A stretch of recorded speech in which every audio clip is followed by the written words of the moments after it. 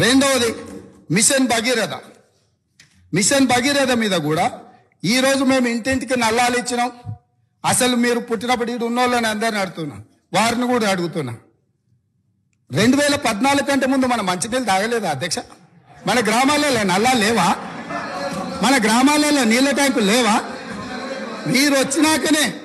వీరొచ్చినాకనే శివుడి తల మీద ఉన్న గంగను భూమి మీదకి తెచ్చి, భూమి మీద ఉన్న గంగను కాళేశ్వరంలోకి పారించి, కాళేశ్వరం ఉన్న గోదావరి జలాలను మన ఇంట్లలో నల్ల ద్వారా ఇచ్చి మన జీవితాలు ధన్యమైనట్టు, అదేదో వీళ్ళు అద్భుతం చేసినట్టు, అదేదో ఉచితంగా ఇస్తున్నట్టు, ఈ ఉచితంగా ఇవ్వడం ద్వారా తెలంగాణనే దేశానికి నెంబర్ 1గా ఆదర్శంగా ఉన్నట్టు ఈ సభలో నించొని బయట రాజకీయ ఉపన్యాసాలు ఏమి ఇచ్చుకున్నా మనకేం అభ్యంతరం లేదు అధ్యక్ష.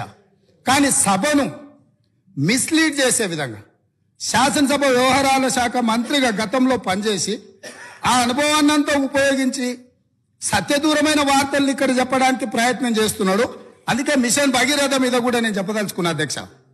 ఇది 2019-2020 సంవత్సరంలో వీళ్ళు రూరల్ హౌస్ హోల్డ్కి అమ్మడం ద్వారా 1030 కోట్లు సంపాదిస్తామని, మున్సిపల్ కార్పొరేషన్లో ఉండే ప్రజలకు నీళ్ళు అమ్మడం ద్వారా 169 కోట్లు సంపాదిస్తామని, అదేవిధంగా మున్సిపల్ రిక్వైర్మెంట్ ఇతర అవసరాలకు 360 కోట్లు సంపాదిస్తామని, అదేవిధంగా ఇండస్ట్రియల్ అవసరాలకు అంటే పరిశ్రమల అవసరాలకు అమ్మి 4147 కోట్ల రూపాయలు, మొత్తం కలిపి 5706 కోట్ల రూపాయలు ప్రతి సంవత్సరం మిషన్ భగీరథ మీద మాకు ఆదాయం వస్తుంది.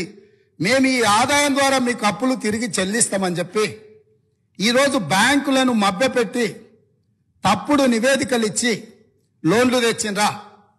మాజీ ఆర్థిక మంత్రి గారు చెప్పాలి.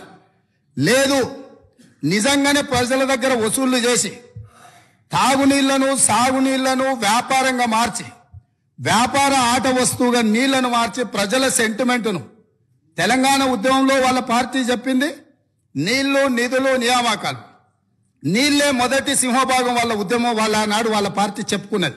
ఆ నీళ్ల ద్వారా వ్యాపారం చేసి దాదాపుగా ఒక్క కాళేశ్వరం ద్వారానే 5199 కోట్లు, మిషన్ భగీరథ ద్వారా 5706 కోట్లు, అంటే 10,800 కోట్ల రూపాయలు రైతులను పేద ప్రజలను ముక్కు విండి వసూలు చేస్తామని ఈ నివేదికలు ఇచ్చి అడ్డగోలుగా 1000 కోట్ల రూపాయల అప్పులు తెచ్చి ఇప్పుడు ఈ అప్పులను బయట పెట్టినప్పుడు అవును మా చేతగానితనం వల్ల, మా నిస్సహాయత లేకపోతే అవగాహన లోపం వల్ల ఈరోజు ఇట్లా తప్పు జరిగింది కాబట్టి దీన్ని సరిదిద్దుకోవడానికి ప్రధాన ప్రతిపక్షంగా ప్రభుత్వానికి సహకరిస్తామని ముందుకు వస్తామని మాట్లాడాల్సిన విషయాలను పక్కన పెట్టి ఈరోజు దబాయిస్తున్నారు.